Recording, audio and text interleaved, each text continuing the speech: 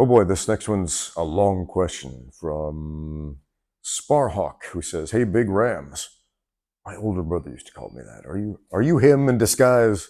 Anyway, hey, Big Rams, I've run into an issue. I have about 11 years of martial arts experience, but in the last 5 years or so, I've relegated my training to almost exclusively heavy bags and pads. Pretty much it's just cardio stuff.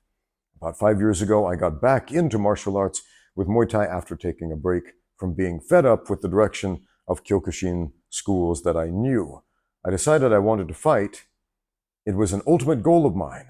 So I started training again with a few things in mind. MMA, BJJ, but I really liked this Muay Thai gym. I got hurt in my first sparring session there. I got a bit bashed and buggered my shoulder. I sat out for a week and let it recover. I went back to sparring and got it dislocated badly, and I couldn't train for 3 months. And how are you guys sparring getting your shoulder dislocated in a Muay Thai class? Interesting, but there's more. I decided I had to keep going after that recovery period, but every sparring class I got my head smashed in or hurt my shoulders, often dislocating them again. They both dislocate very easily. Now look, I had a shoulder dislocation a couple of years ago. It took a very, very long time to heal, and it took a whole lot of rehab. We'll get into that in a bit, but there's more to this question. After this kept happening, I thought, fighting ain't for me. I will still train, but in my own way, and move to other things. I did that, and I'm glad I did. I built a successful business out of a hobby of mine, which I would never have been able to do if I was training to fight seriously. However, while I believed I made peace with that decision years ago, I find myself questioning it. I'm now 32. Only 32. I thought you were much older from the tone of the question. And I want to fight. I want to train like a monster and dominate in the ring or cage, but I'm scared. I'm scared that my first sparring class in years will result in my killing my shoulders and getting my head bashed in like before. Sounds like you need some better sparring partners who can exercise control, and it sounds like you need to be the better sparring partner who exercises more control. More often than not, people who get injured are injuring themselves. This is shocking. People don't like to hear it, but it's absolutely true. More often than not, the guy who gets injured a lot is injuring himself. You need to learn how to exercise control over your own body. It's not just control so you're not going too hard on the other guy. It's control so you are not tearing your own body to pieces, so you're not walking into strikes, so you are loose enough to roll with a punch instead of absorbing the impact, etc., etc., etc. But there's more to this. How do I overcome that fear, not spear, of sparring? I almost said farting. What the heck, mouth? Get with the program. How do I overcome the fear of sparring, flinching, retreating, etc.?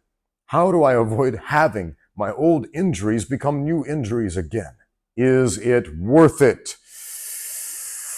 Is it worth it to me? I'm not you. You have to answer that question. Is it worth it? Is it worth it to you, my friend? Should I invest in private coaching to get over this? Maybe, maybe not. Or should I call it a day and just move on? Thanks for your time, my friend. There are so many questions in that. Private coaching, that was one of the last ones. Let's address that first.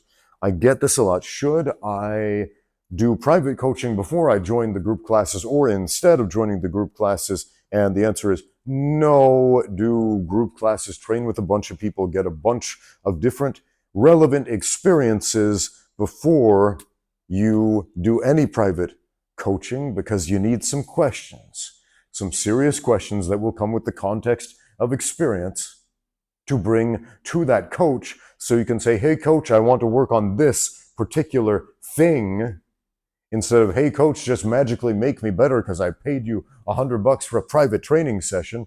And the coach is going to be like, okay, go do these exercises or whatever. They'll make you generally a little bit better, but that won't give you the result that you want. The result you want is direction, which is why you're asking more specific questions, even though they still are kind of on the general aspect of questions. So let's get really, really, really, really specific about what we want. There were more questions. Let's back up.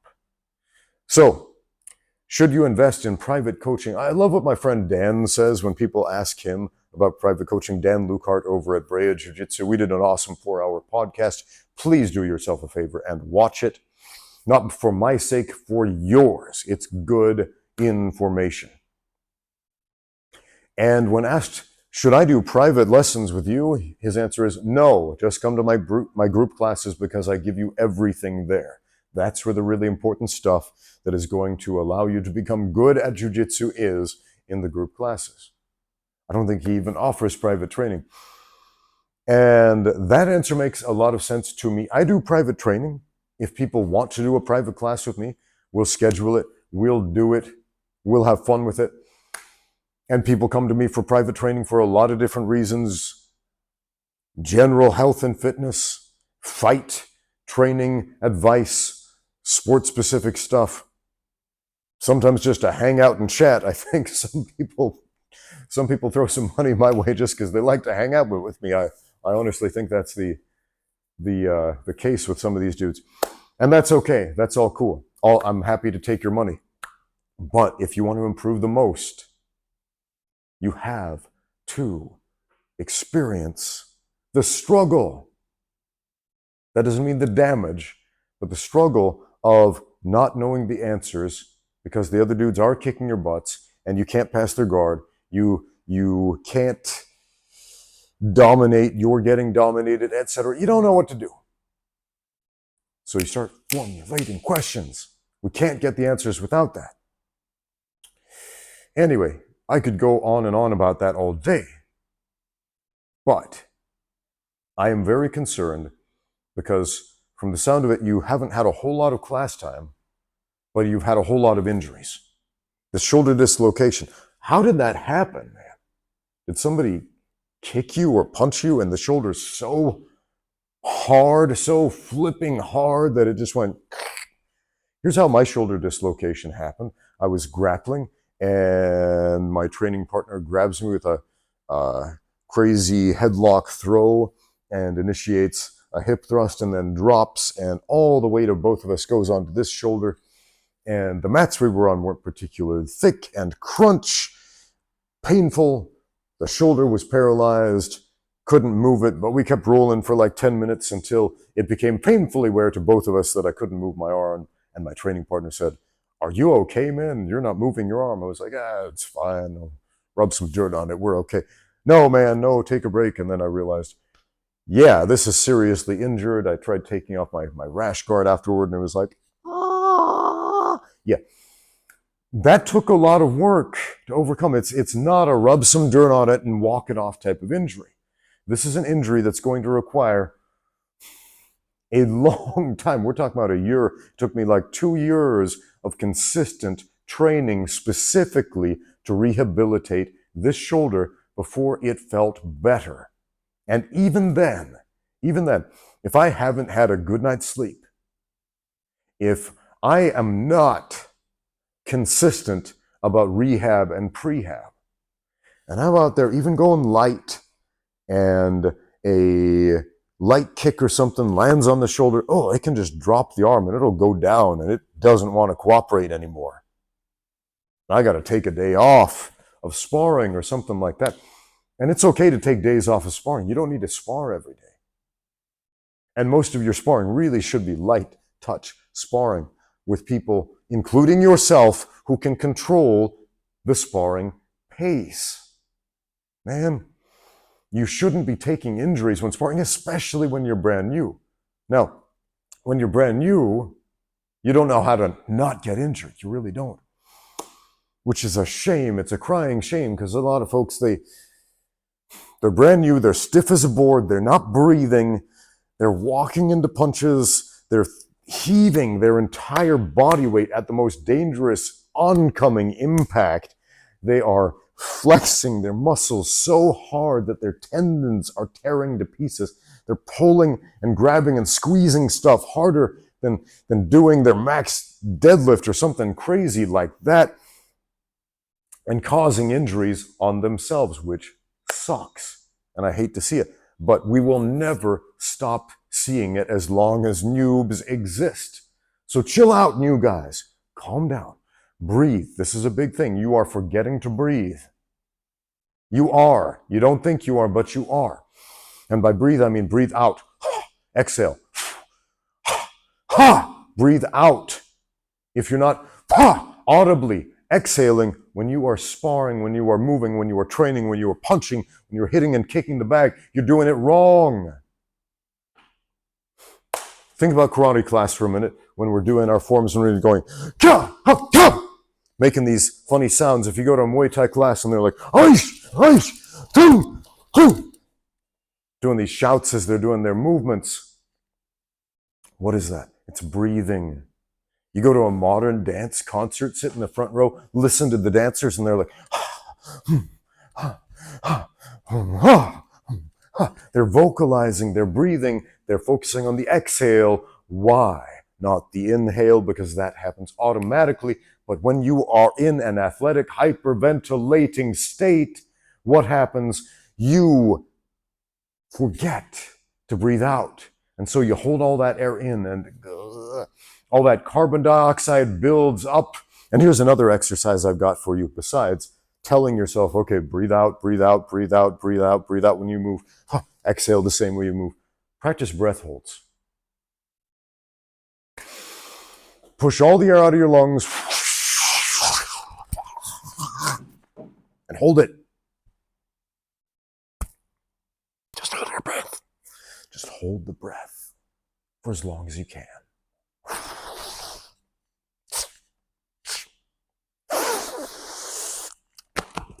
Nothing in the lungs.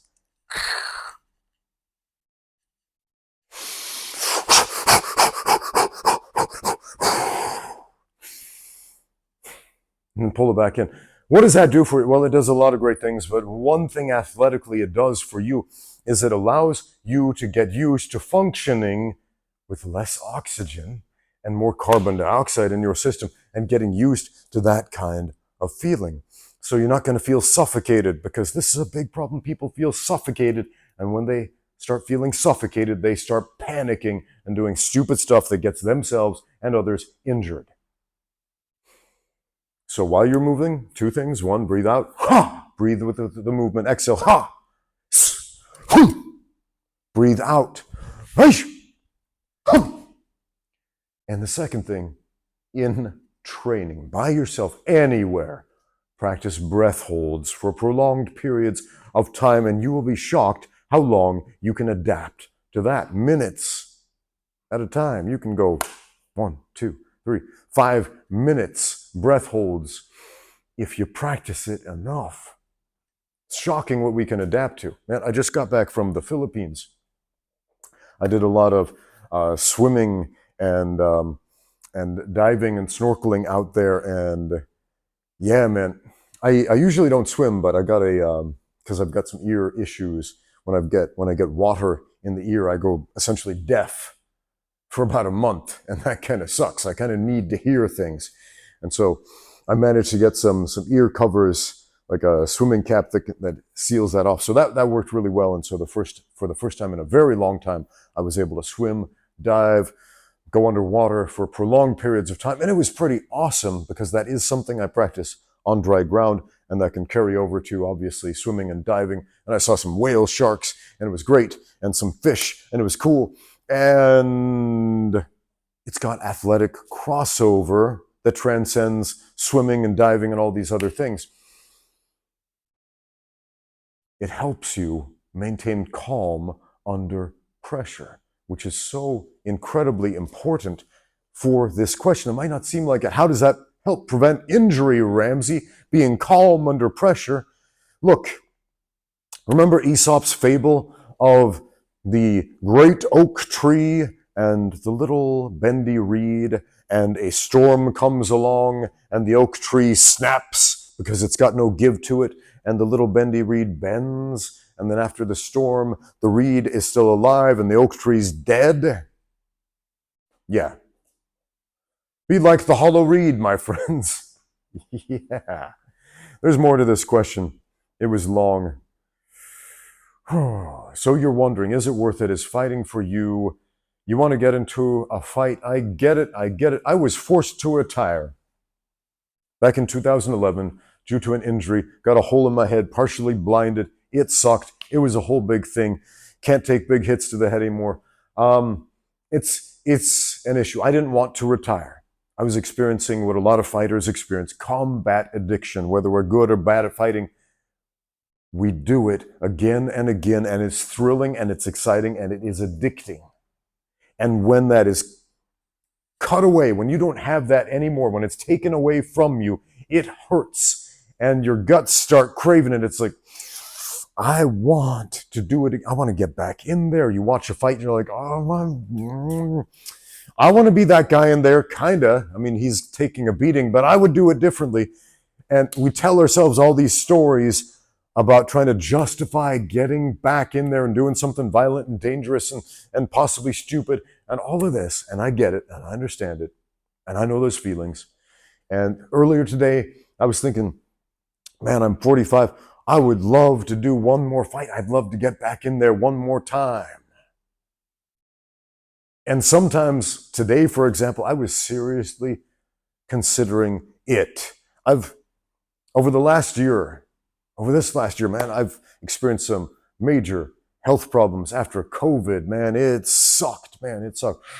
Man, the Chinese COVID lockdowns that went on for like months, 4 months, that nonsense, and then getting COVID, being bedridden for 2 months, losing like 30, 40 pounds of body weight, not the good kind of weight loss, friends, just being so weak I could barely walk, and then flying out to Australia for that Ultimate Self-Defense Championship and having some weirdo fall on my head and bust up my knees, and now I've got a crippling permanent injury and all this other stuff. And I was like, woe is me, woe is me. Another thing to rehab every day that's not going to heal ever, and boo-hoo. And I started thinking, well, what if I turn it around? What if I stop wallowing in my misery and think, pull yourself up by the bootstraps, Ramsey, and do something about it? I mean, yeah, I have been, but what if I take a proactive approach to it? So I was in the Philippines. I'm walking down the steps heading out to the beach, and these old ladies come up there like in their 70s, 80s, and they're very youthful and sprightly and walking up the steps with a spring in their step. And my wife and I, we stop and talk to them.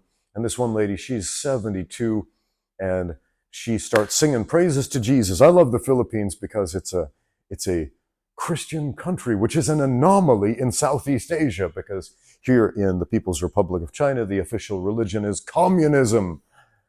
Yeah, man, it's not communist atheists. It's a different kind of thing. We don't have freedom of religious expression here. It's over in the West. You're not used to that. So after living in China for 15 years, I go over to the Philippines, where the population is predominantly Christian, Catholic, etc. And this lady's coming up the steps, and she's a lady of faith. And she starts telling me this story about how she's had an injured knee, and she's had multiple surgeries on it, and it was woe is me for a long time.